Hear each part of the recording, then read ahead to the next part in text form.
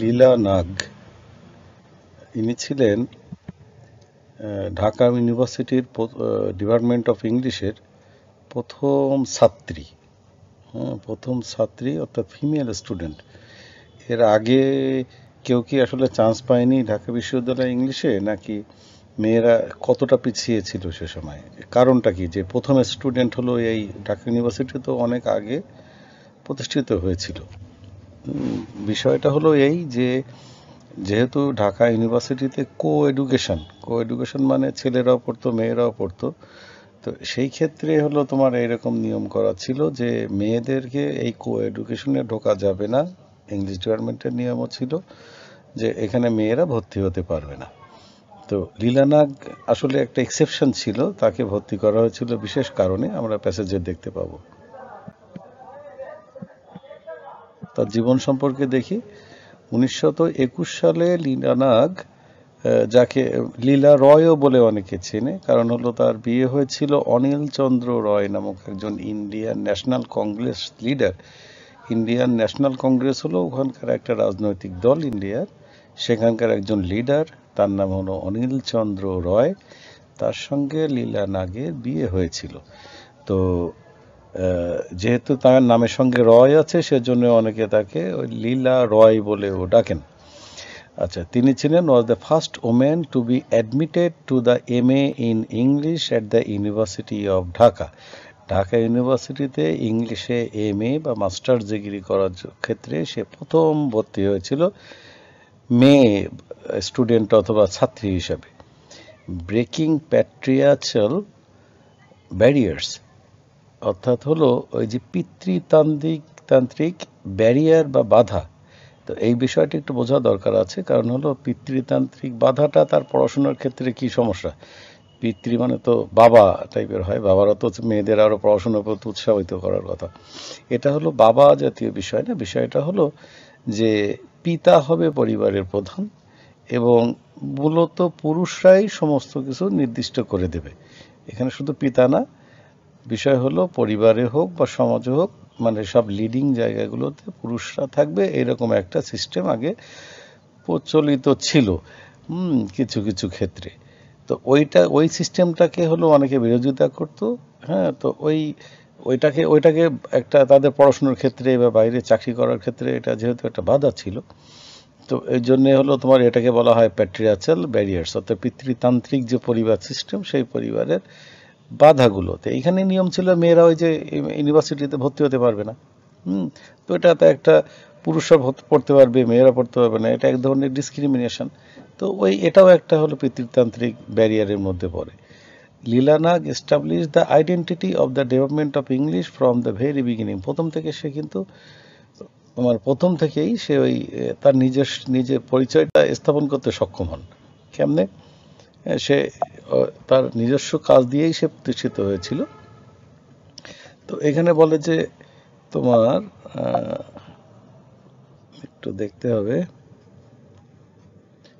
এই যে প্যাট্রিয়ার্চাল ব্যারিয়ার বলতে কি বোঝায়, আমরা একটু দেখি বলছি এখানে।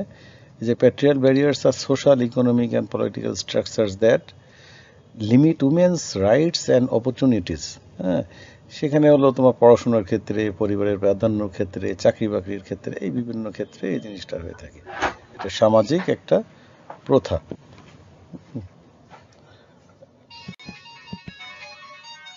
আচ্ছা, তাহলে উনি ভর্তি হলেন কিভাবে?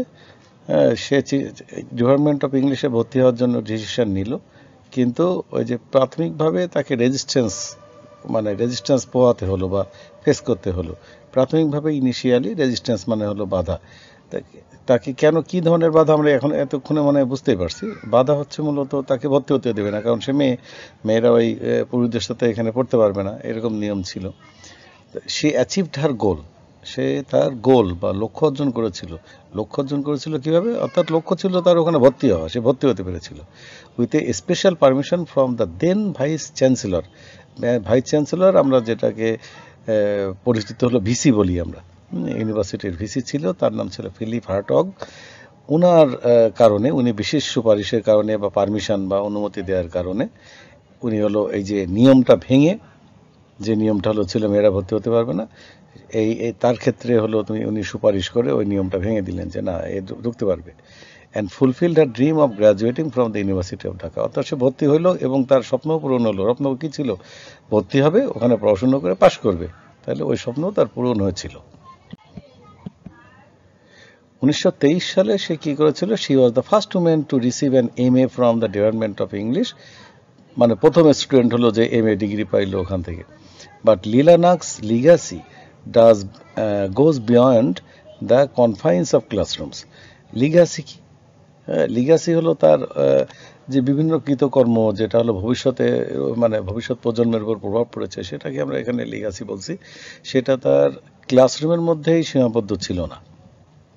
অর্থাৎ সে শুধু পড়াশুনো করছে তা না, তার অ্যাক্টিভিটি আরও কিছু আছে যেগুলো রিমার্কেবল, যার কারণে সেও remarkable.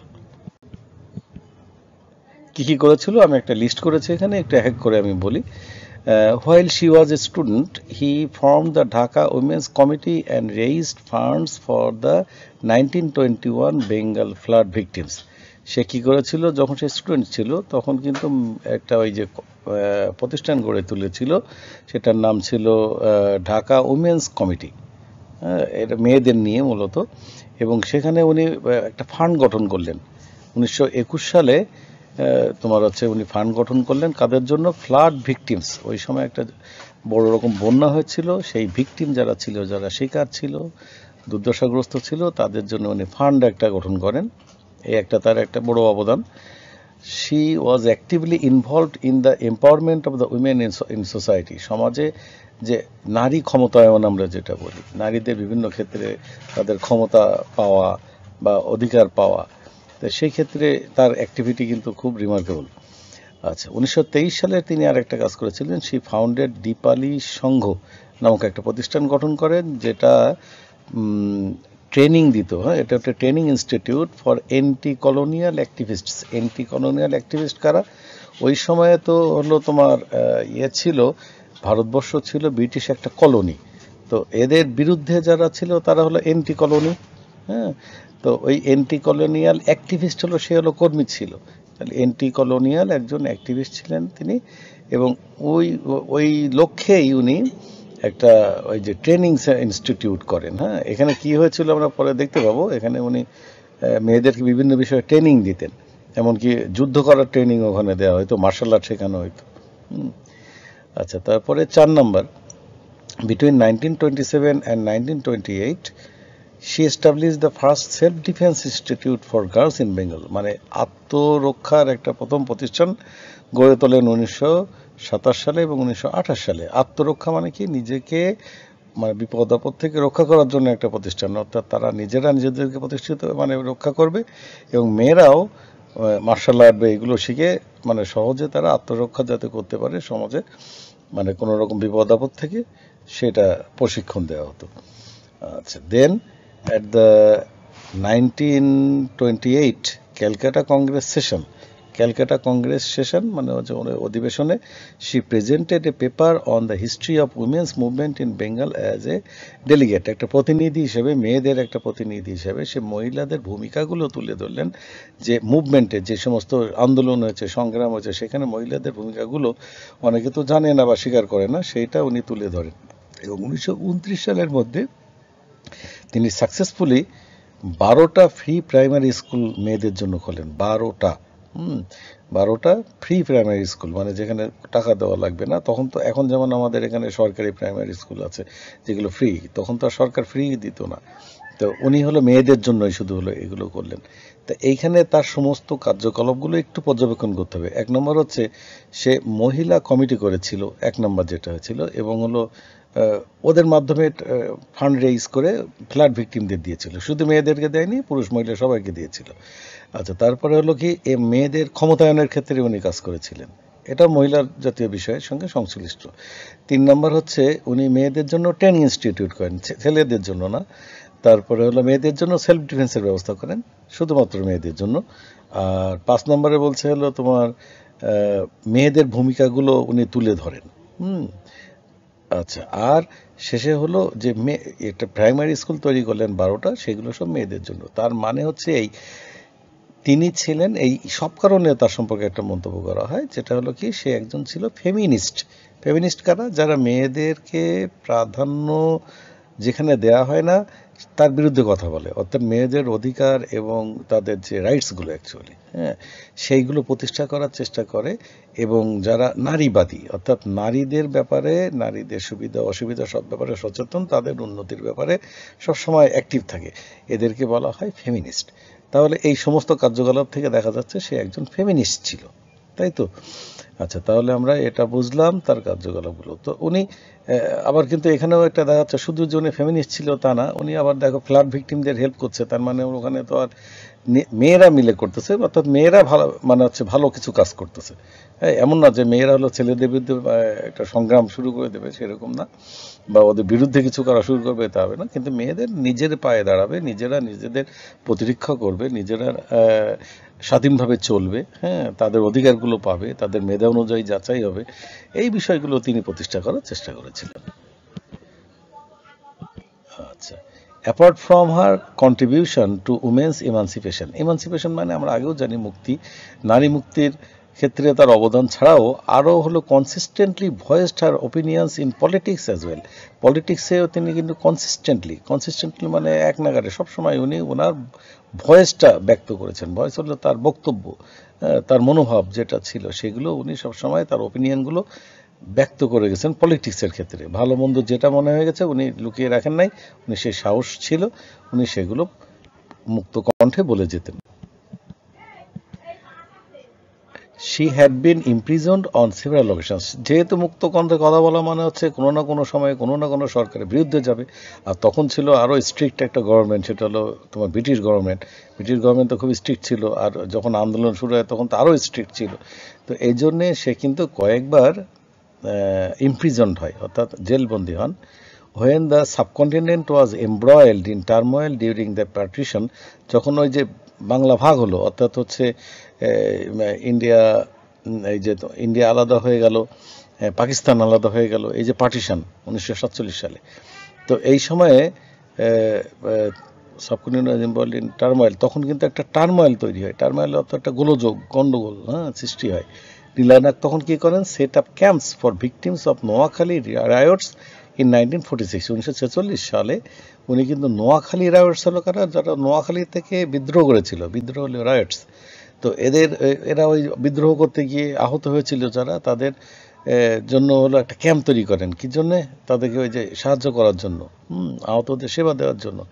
And for abandoned women and refugees from east Bengal in 1947, 1947 সালে অনেকে কিন্তু হলো ওই যে মহিলারা পরিত্যক্ত হয়, অর্থাৎ স্বামীরা চলে গিয়েছে অথবা মারা গিয়েছে, এরকম মানে নিঃস্ব এরকম মহিলা, এবং রিফিউজি, যারা রিফিউজি অর্থাৎ যারা ইস্ট বেঙ্গল থেকে, অর্থাৎ পূর্ব বাংলা, হ্যাঁ, পূর্ব পাকিস্তান মানে আমাদের বাংলাদেশ, এখান থেকে যারা রিফিউজি হিসেবে ইন্ডিয়াতে গিয়েছে, হ্যাঁ, বা ওনার এখানে গিয়েছে, তাদেরকে জন্য একটা উনি কী করেন?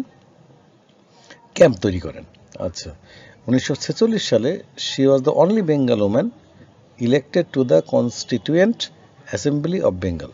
হ্যাঁ, কনস্টিটিউয়েন্ট অ্যাসেম্বলি অফ বেঙ্গল, এখানে উনি ইলেক্টেড হন, উনি হলো নির্বাচিত হন।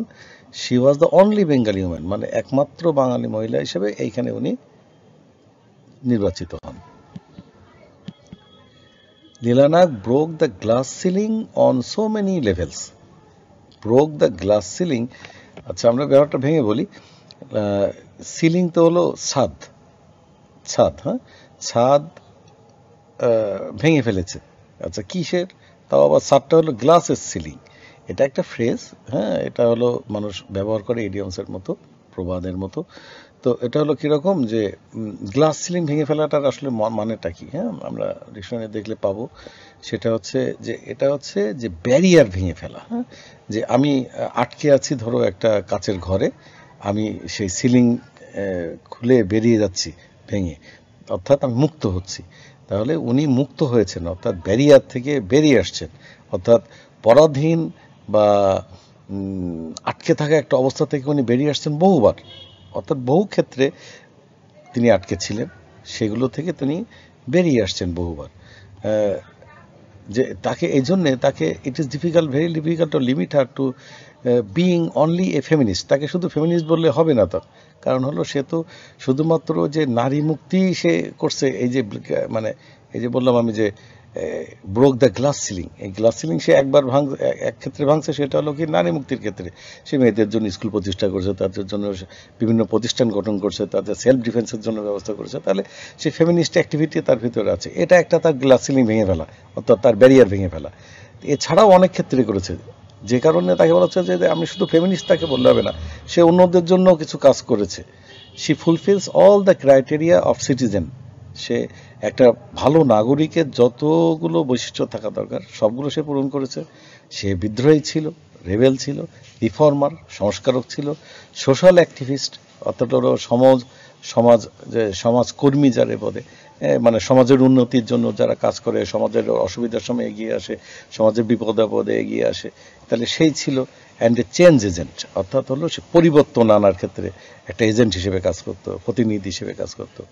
Looking at the other women who studied in the department of English master later, তার দিকে তাকিয়ে বা তাকে ফলো করে যারা পরবর্তীতে আবার ইংলিশ ডিপার্টমেন্টে ভর্তি হয়েছিল, যে মেয়েরা, ওনার থেকে তো শুরু হলো মেয়েরা ঢাকা ইউনিভার্সিটিতে ইংলিশে ভর্তি হওয়া, তো এরপরে যারা ভর্তি হলো তাকে ফলো করে যে হ্যাঁ একজন পারছো যখন আমরাও পারবো, তাহলে আরও কিছু কিন্তু এরকম নারী মানে উৎপত্তি হলো ওখান থেকে, যারা সমাজের জন্য কাজ করবে। তো সেই কথা বলছে যে ওটার পরে we can trace these features of social activism in them as well, অর্থাৎ এর পরে যারা ইংলিশ ডিপার্টমেন্টে মেয়েরা ভর্তি হচ্ছে তাদের ভিতরেও কিন্তু ওই সোশ্যাল অ্যাক্টিভিজম, সমাজে যে একটা অ্যাক্টিভভাবে থাকবে, তাদের জন্য কাজ করবে, এরকম বৈশিষ্ট্য তাদের মধ্যে দেখা গেল। কারণ কি, এদের পথ দেখিয়েছে হলো লীলা নাগ, এবং তাকে ফলো করে তারাও লীলা নাগের মতো হতে চেয়েছে, যে কারণে তারা সামাজিক কাজকর্ম যেগুলো উনি করতেন ওগুলো ফলো করেছে। ব্রেকিং দ্য গ্লাস সিলিং বলতে কি বোঝায় সেটা এখানে দেওয়া আছে।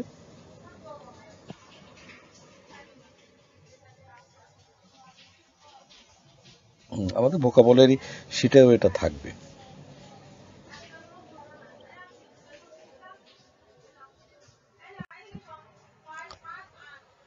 তো আজকে এই পর্যন্তই। আসসালামু আলাইকুম।